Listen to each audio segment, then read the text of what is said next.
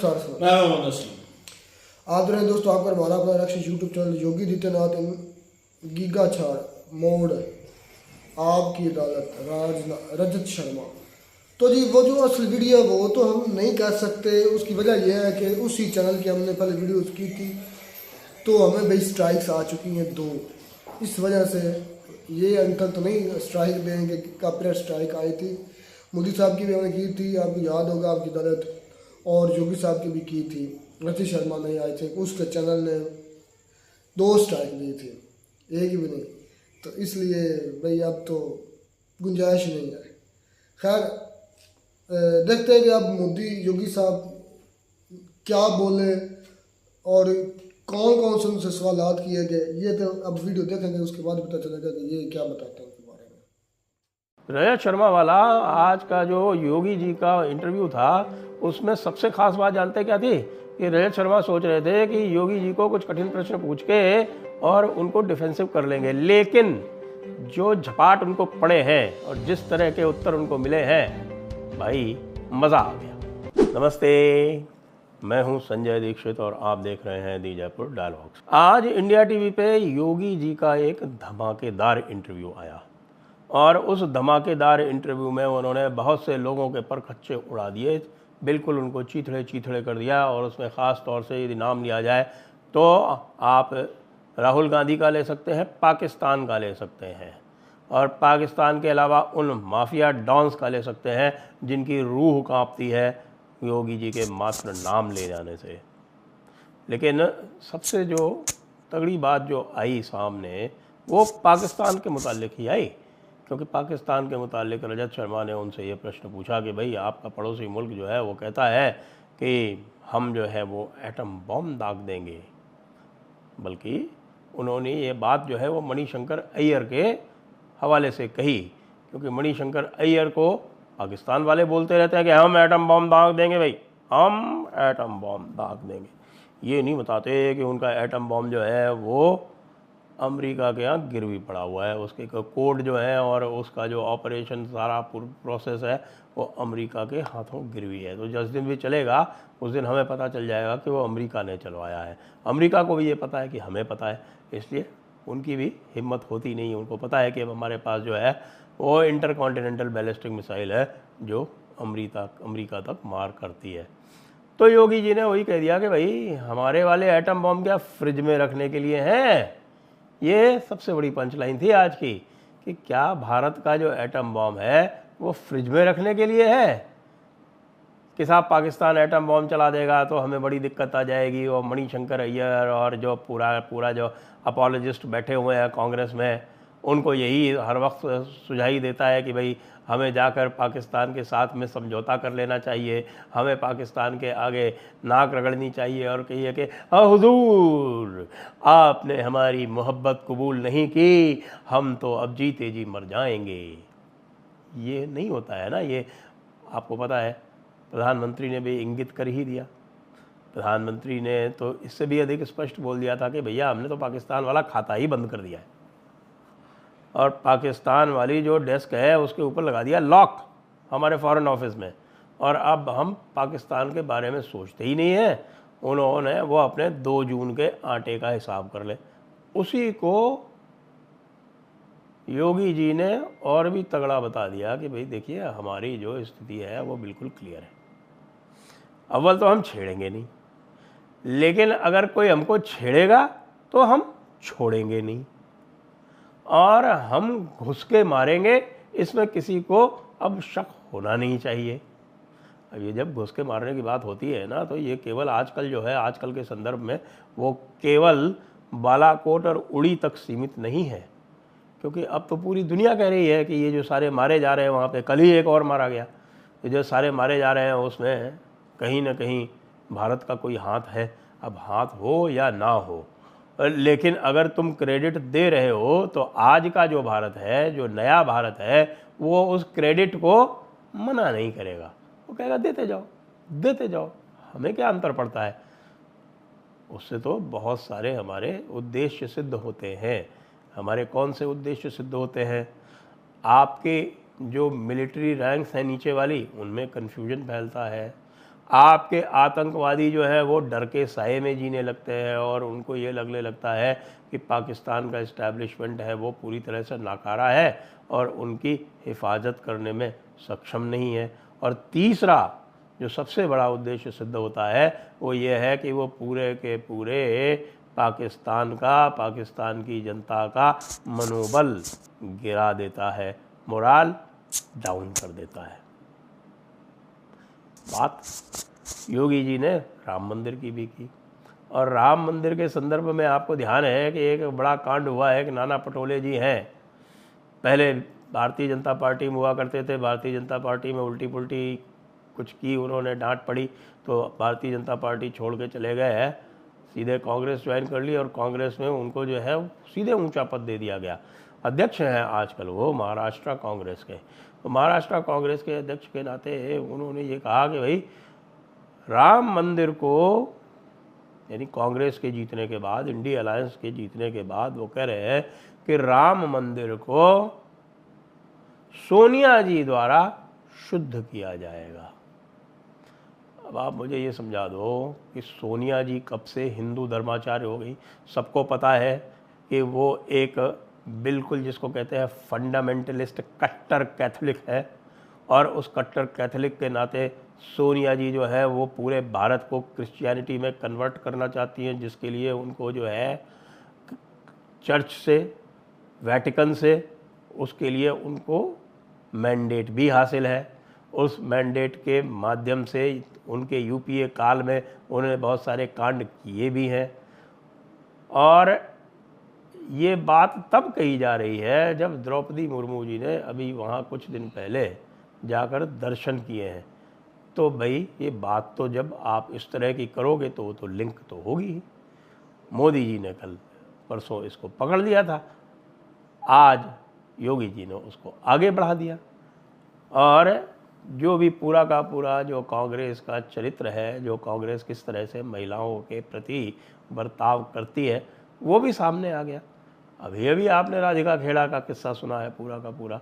राधिका खेड़ा से पहले आपने वो असम में जो अंकिता दास थी उनका भी किस्सा आपने सुना है। तो ये सबको पता है कि भैया ये लोग जो है इनकी कथनी और करनी में कितना अंतर है। ये योगी जी ने ही कहा कि इनका काम ही है पूरे देश को बांटना। आरंभ ही इन्होंने देश को बांटने से किया था और आज भी पूरे देश को बांट रहे हैं। वही अंग्रेज़ों वाला जो पूरा कार्यक्रम था, पहले अंग्रेज़ थे, उनके स्थान पर ये कांग्रेसी आ गए। वो काम वो लगातार किए जा रहे हैं। बात भाई जब ये होगी तो बात तो राहुल गांधी की भी आएगी, बात तो उत्तर प्रदेश के चुनाव की भी आएगी, बात तो माफिया की भी आएगी। अब माफिया के बारे में तो आप योगी जी से क्या ही बात कर सकते हो।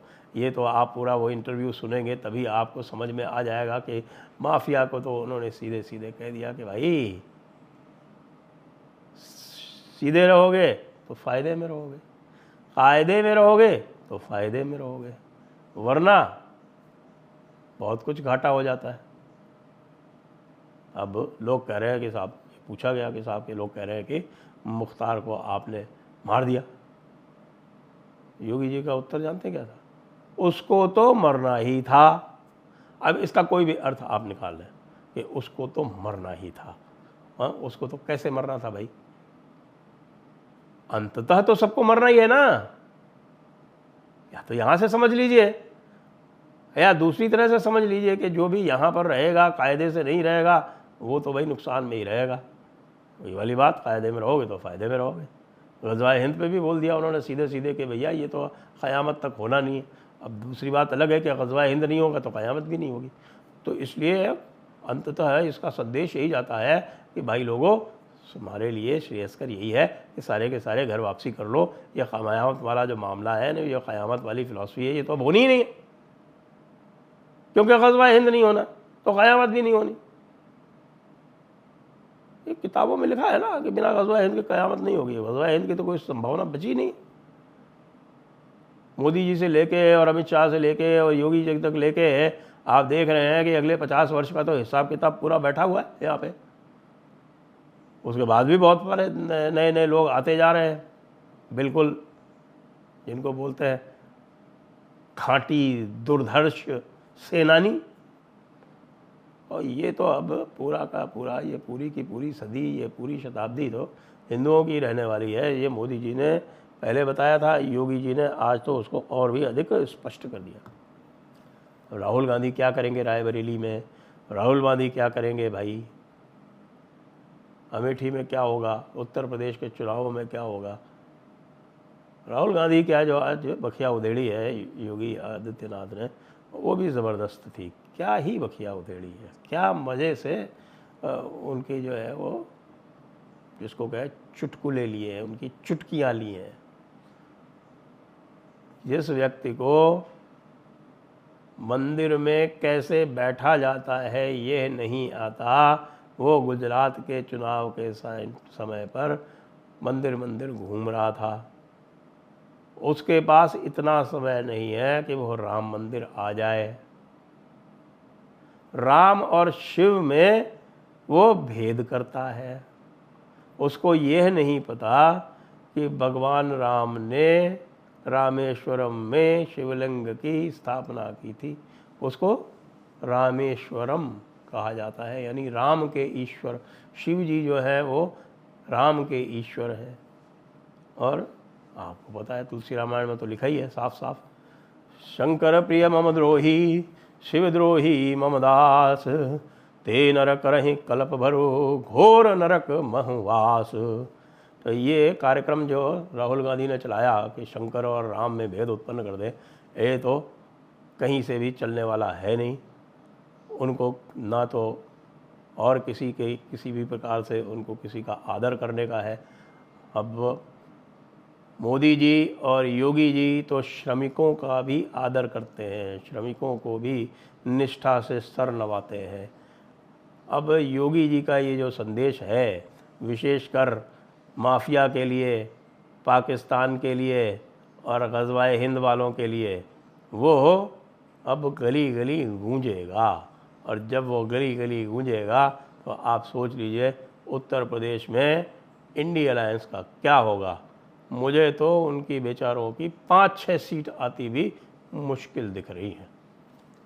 जय हिंद, जय भारत, वंदे मातरम। सभी नए व्यूअर्स से अनुरोध है कि वे कृपया जयपुर डायलॉग्स को सब्सक्राइब करें, और जो पुराने व्यूअर्स हैं और उन्होंने सब्सक्राइब नहीं किया है वो भी सब्सक्राइब करें, और अपने मित्रगणों को, अपने जान पहचान वालों को भी जयपुर डायलॉग्स का कंटेंट रेकमेंड करें और सब्सक्राइब कराएं।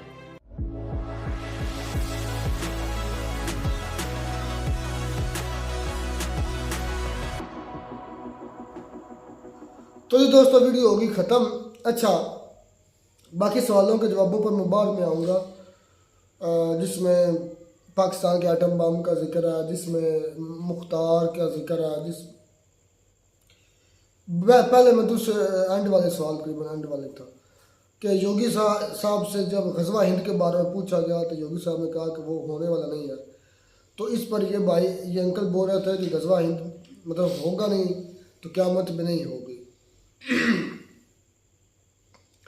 पहली बात यह है कि मुझे अहादीस का इतना इल्म नहीं है, ना मैं इतना पढ़ा हुआ हदीस को। अगर बात यह कि अगर सही हदीस है, यानी कि बात करने का पर्पज़ ये है कि अगर हमारे नबी पाक सल्लल्लाहु अलैहि वसल्लम की ज़ुबान अतर मुबारक से निकल चुका ना कि ये काम होगा, तो फिर वो अटल है, फिर वो होकर रहेगा। अब इसकी कंफर्मेशन करना हमारा फ़र्ज़ है कि ये क्या वाकई है ऐसी हदीस या ऐसे कलमात हमारे प्यारे नबी आका दो जहाँ सरवर कौनैन के ज़ुबान अतर से निकले हैं कि नहीं निकले, ये तय करना लाजम है। तो इस पर मुझे कंफर्मेशन नहीं, इसलिए मैं ज़्यादा इस पर भाषा नहीं दूँगा। इस पर मैं अपने पास, हाँ मैं कह रहा हूँ, इफ़ लगा रहा हूँ, अगर ऐसा उनकी ज़ुबान मुबारक से निकला है तो फिर ये होगा, या हो चुका है तो या फिर होगा, अगर निकला है उनकी ज़ुबान से। दूसरी बात, ये अंकल कह रहे थे ग़ज़वा हिंद तो होने वाला नहीं है, 50 साल हमारी पहले से ये स्ट्रैटेजी है, वो ये नहीं देखा जाता।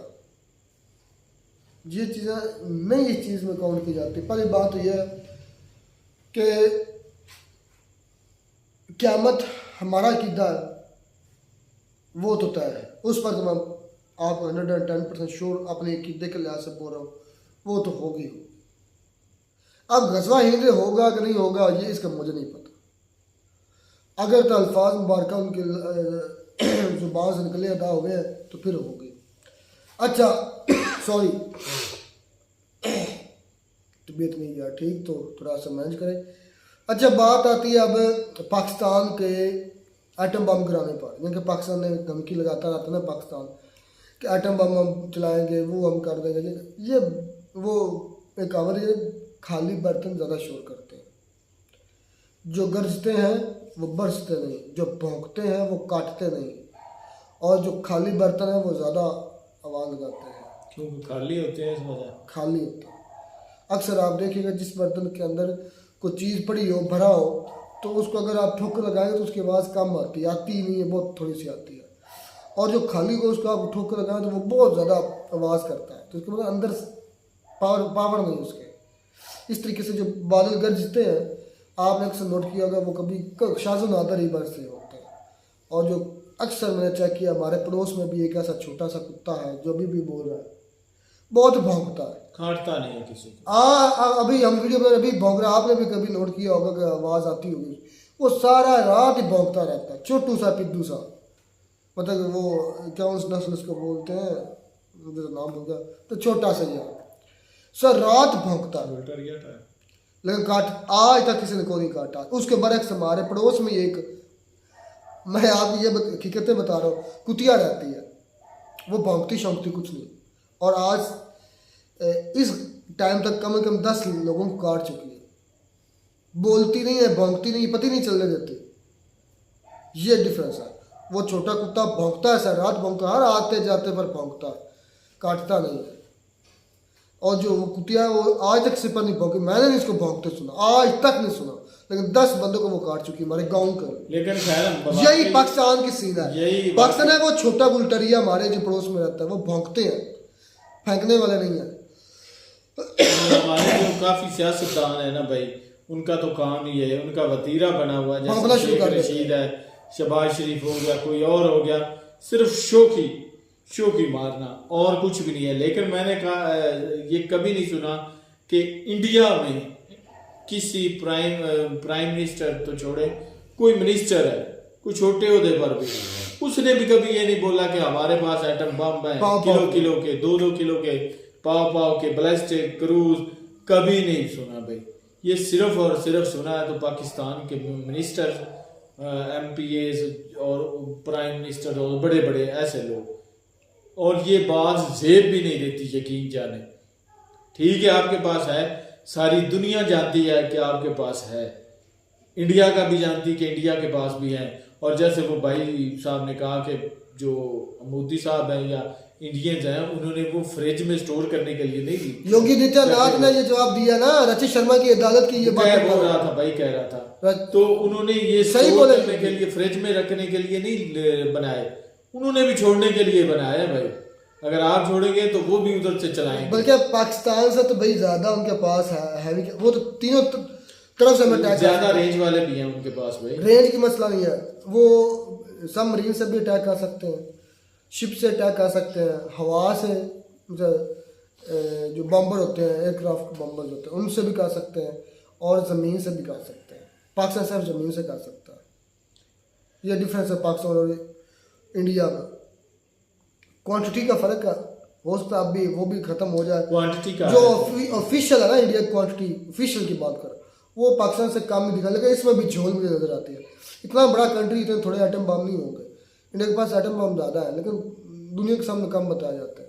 ये भी ध्यान रखना असलम भाई, इंडिया के पास एटम बम कम नहीं है पाकिस्तान से। ये एक बस दिल्ली को पैदा किया गया इंडिया की तरफ से, लेकिन इंडिया के पास पाकिस्तान से, मेरा दिल मानता है पाकिस्तान से ज़्यादा कम और ज़्यादा की नहीं है, जिसके पास ज़्यादा खतरनाक है। बात ये है कि खतरनाक किसके पास है। इस असल में एटम बम खुद खतरनाक होता है, जो लॉन्चर होते हैं वो उससे भी बड़ा फ़र्क होता है। आप इंडिया के पास आपको पता बड़ा मूस है, सारी बातें मिसाइल ने एटम बम लेकर आना, इंडिया के पास बड़ा मूस है, या हेलीकॉप्टर से आता, सॉरी फाइटर जेट से आएगा, तो इंडिया के पास राफेल है और साथ बड़ा मूस है। उसके बाद इंडिया के पास न्यूक्लियर सबमरीन है, ये तीनों चीज़ें हैवी हैं। तो बड़ा मूस वही है जो पाकिस्तान की फिजाओं में आपको पता नागिन डांस करता रहा। बस आपको यही है, तो यही रटा सच है। तो इसलिए पाकिस्तान के पास तो सलाहियत नहीं है रोकने की। भाई रोक सकते हो? पता नहीं, पहले उन्होंने नहीं रोका तो अब कैसे रोक सकते हैं? बिल्कुल भी नहीं। खैर इस तरह की बातें योगी साहब ने जो जवाब दिया बिल्कुल सही दिया है कि उन्होंने फ्रिज में रखने के लिए नहीं। फिर मुख्तार अंसारी पर उन्होंने जवाब दिया कि उनको तो मरना ही था। मरना इसलिए आई थिंक बोला क्योंकि उसके काम जो सही नहीं थे। बुरे का अंजाम हमेशा बुरा ही होता है। और माफिया को वाकई में योगी ने मिट्टी में मिला दिया है।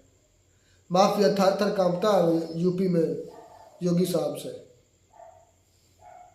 उन्होंने वाकई मट्टी में मिला दिया। ये बात उन्होंने सही साबित की है। सख्ती करनी भी चाहिए ऐसों के खिलाफ। सही है, अच्छा है, होना चाहिए।